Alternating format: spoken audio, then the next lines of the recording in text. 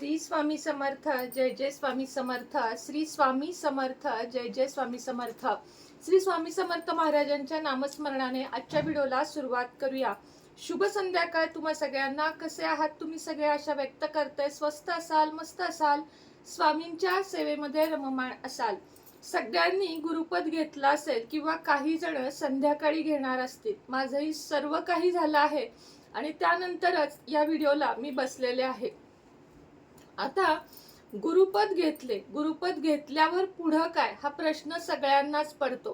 कारण नियम अटी किंवा महाराजांना काय वाटेल किंवा मी काय करू नक्की, हे प्रश्न सगळ्यांनाच पडलेले असतात.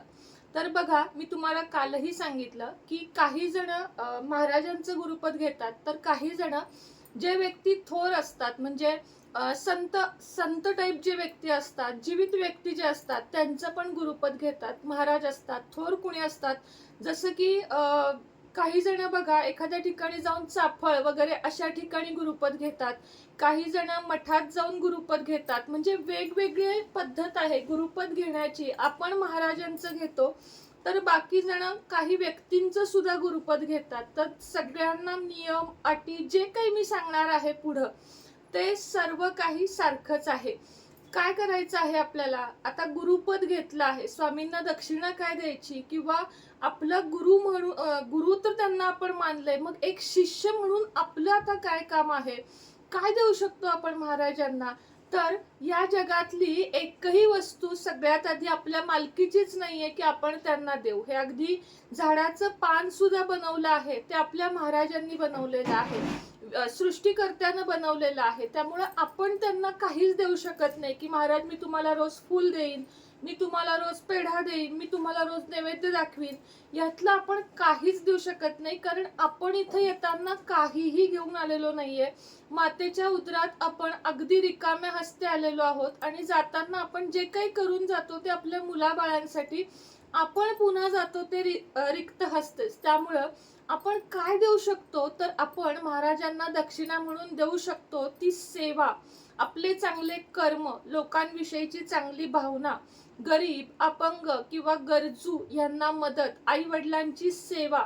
त्याच पद्धतीनं आपल्याला जेवढे मिळेल त्यातले किमान 4 आणे तरी समाजासाठी खर्च, म्हणजे गरजूंसाठी खर्च, अन्नदानासाठी खर्च, ही एक मोठी स्वामींना दक्षिणा आहे जी आपल्या प्रत्येकाला द्यायची आहे. सेवा कोणत्या करायच्या आहेत? तर सेवेमध्ये रोज मी मंदिरात येईन महाराज, रोज मी घरात देवपूजा करीन महाराज, किंवा रोज मी 5 मिनिटे तुमच्या पुढे बसीन. एक आपल्याला दिवसभरामधले 5 मिनिटे तर प्रत्येकाला शक्य आहेत बरं का. किती पण बिझी व्यक्ती असू दे, पण 5 मिनिट हे प्रत्येकाला शक्य आहेत. मग तेवढ्या वेळात दिवाबत्ती करून एक माळ पण सोडावं, हातावर तुम्ही मोजून किंवा मोजूही नका, शांत दिवा लावून, उदबत्ती लावून श्री स्वामी समर्थ, श्री स्वामी समर्थ एवढंच म्हणा. बघा, तुम्ही महाराजांना मारलेली एक हाक सुद्धा कधीच वाया जात नाही.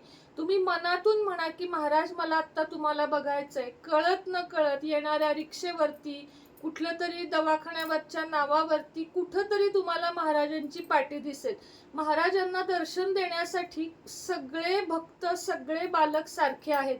मग ते नवीन सेवेकरी असो, 20 वर्षाचे सेवेकरी असो, नाहीतर एक क्षण तुम्ही त्यांचं नाव घेतलेलं असो.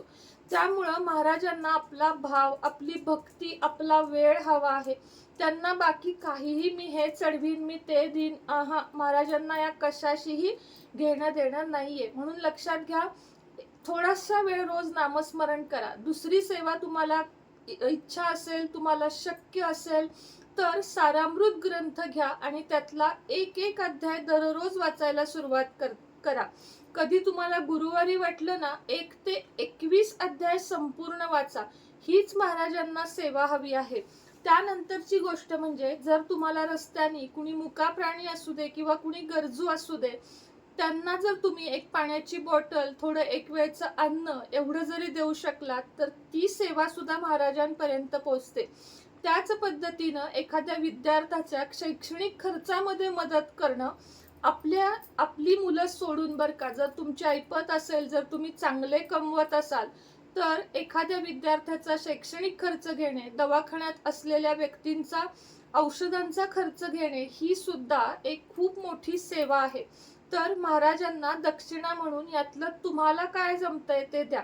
महिन्याला जर तुम्ही 5,000 कमवत असाल तर 5 रुपये तरी दान म्हणून काढत जावा. म्हणजेच भागीदार म्हणतो ना आपण, व्यवसायातला भागीदार. 1% तरी परमेश्वराला भागीदार माना आणि मग बघा तुमचा व्यवसाय कसा पळतो ते. असं नाही की फक्त स्वामींच्या दरबारात वगैरेच तुम्हाला दान करायचं आहे. गरजू, ज्याला गरज आहे त्या व्यक्तीला दान करा. खरं सांगा, ज्यावेळेस आपण एखादी व्यक्ती आजारी असतो तेव्हा फळं घेऊन जातो, बिस्किट घेऊन जातो, ती व्यक्ती ते खाते का? नाही. त्याच्या घरातली सगळी खातात. त्याच ऐवजी तुम्ही पाकिटात घालून भले 500-1000 रुपये दिलेत त्या व्यक्तीच्या शेजारी असणाऱ्याच्या हातावर, तर ती व्यक्ती त्याच्या औषध पाण्याला खर्च करू शकेल. लग्न समारंभात सुद्धा कुठलेही कपडे तुम्ही त्या व्यक्तीला दान म्हणून द्या, काही उपयोग होत नाही, आहेर म्हणून द्या. त्याऐवजी लग्न कार्यात त्या मुलीच्या लग्नामध्ये थोडासा खारीचा वाटा उचला. मग बघा तुमच्या आयुष्यात काय बदल घडतात ते. तर हे झालं थोडक्यात की स्वामींना तुम्ही काय दक्षिणा द्यायची ते. यातले बरेच नियम मी पाळते. यापुढेही अजून शिकून मी पाळत राहणार आहे आणि तुम्हीही पाळा. आता अटी आणि नियम बघूया. कुठलीही अट नाहीये. महाराजांच्या चरणी यायला कुठलीही अट नाहीये. आज सकाळीच अध्याय 32 वाचनात आला माझ्या. मला आता जर सापडलं तर मी तुम्हाला दाखवते. श्री सप्तशती गुरुचरित्र सार मधला. आणि त्यामध्ये मला एक वाक्य पटवून गेलं. कारण मांसाहारावरून बरेच जण मला प्रश्न विचारत असतात. तर म्हटलं नाही, आज आपल्यालाही दिसलं आहे तर थोडक्यात सांगावं की मांसाहार मी जे नको म्हणत असते त्याच्या मागं कारण काय आहे. तर बघा,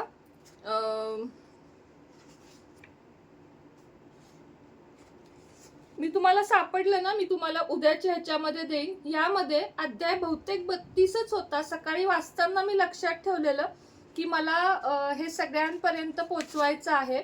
तर त्यामध्ये ना स्पष्ट लिहिलेलं आहे की दत्तगुरूच म्हणत आहेत, म्हणजे दत्तगुरूंच्याच हस्ते आहे. सप्तशतीमध्ये तुम्हाला जर कुणाला आत्ता आठवलं, कारण असं चालू व्हिडिओमध्ये मी तुमचा जास्त वेळ घेऊ शकत नाहीये, पण थोडक्यात सांगते मी. जो दुरी त्याची धर्मास, माय बाप देव गुरुस, निर्दोष स्त्री पुत्रास, चोर असत्यवादी जो निरंतर अशुद्ध हरिहरा करी भेद, हो पाखंड दुर्वाद पंक्तिभेद करी खळ. आणि ह्याच्या पुढं तर इतकं दिलेलं आहे त्यांनी की खरंच मी उद्याच्या व्हिडिओमध्ये तुम्हाला हे शोधून सांगेन. तर त्यामध्ये लिहिलं आहे की मांसाहार करणारा असं नाही, प्राण्यांना दुखापत पोचवणारा. सप्तशती मधलं सांगते, प्राण्यांना दुखापत पोचवू नका, पतीला दुखापत पोचवू नका, पतीशी भांडणारी स्त्री, अर्थातच त्या काळातली लोक पण तशी होती, पण पतीशी भांडणारी स्त्री, या सगळ्यांना दत्तगुरूंची शिक्षा मिळते असं त्यामध्ये आहे. की दत्तगुरू सांगतात की असं वागू नका. त्यामुळं आणि परस्त्रीशी हे करणारी व्यक्ती किंवा परपुरुषाशी हे करणारी व्यक्ती, ह्याचे पण उल्लेख आहेत बघा. तुम्हालाही लक्षात येत असेल कुठला अध्याय म्हणतेय मी तो. तर मला सांगण्याचा उद्देश एवढा आहे की आपलं चारित्र्य छान ठेवा. त्याच पद्धतीनं परस्त्री परपुरुष यांच्याकडे वाकड्या नजरेनं बघू नका, त्यांना त्रास देऊ नका. बहीण भाऊ असं समजूनच जगामध्ये वागलात जास्त करून तर चांगलं होईल. म्हणजे मुलं मुली जे हल्ली होतात ना प्रकार, त्यासाठी मी सांगते की आपली बहीण त्या जागेवर ठेवा, आपला भाऊ त्या जागेवर ठेवा. आणि पुढची गोष्ट, महत्वाची गोष्ट, मांसाहार तर खरंच सांगते सोडून बघा आणि तुम्हाला त्याचा फायदा होईल. पण मी सोडा म्हटल्यावर जर तुम्ही सोडायला बघाल तर ते 15 दिवसाचं नाटक होईल. म्हणून तुम्हाला आतून वाटू दे की आता मी गुरुपद घेतले. आणि हे प्रत्येकाच्या मनाला माहित असतं बरं का. म्हणूनच आपण काय करतो, म्हणजे खाणारी लोक, आज सोमवार आहे बरं का, आज खाणार नाही, आज मंगळवार आहे, आज खाणार नाही, महाराजांचा गुरुवार आहे, खाणार नाही. का बरं? काहीतरी असल्याशिवाय तुम्ही लोक म्हणता का की या दिवशी मी खाणार नाही? कारण आपल्या मनाला माहित असतं की आपण ही चूक करत आहोत. श्रावण महिना पवित्र महिना मानला जातो. या महिन्यात लोक म्हणतात मी खाणार नाही, पण श्रावण महिना 30 तारखेला संपला की 31 तारखेला खायला बसतात. तर असं करू नका. जर पाळायचंच आहे, जर गुरुचरित्रासारख्या ग्रंथामध्ये सांगितलं आहे की मांसाहार करू नका, याचा अर्थ की मांसाहार हा नसतो करायचा. पण कसं आहे, मी पडले शाकाहारी, त्यामुळे मी या विषयावर अशी उत्स्फूर्ततेने बोलत असते. पण हे बाकी लोकांना पटत नाही आणि त्यामुळं मग तो प्रश्न निघून जातो. म्हणून माझा जोर असतो की तुम्ही सेवा करा. किमान तुम्ही तरी जे सेवा करताय त्यांनी तरी खाऊ नका. मग घरातल्यांचा प्रश्न घरातल्यांपाशी, बाकी काहीच नाही. म्हणजे मांसाहाराचं पण उत्तर तुम्हाला मिळालं असेल. बाकी कुठलेही नियम अटी नाहीयेत.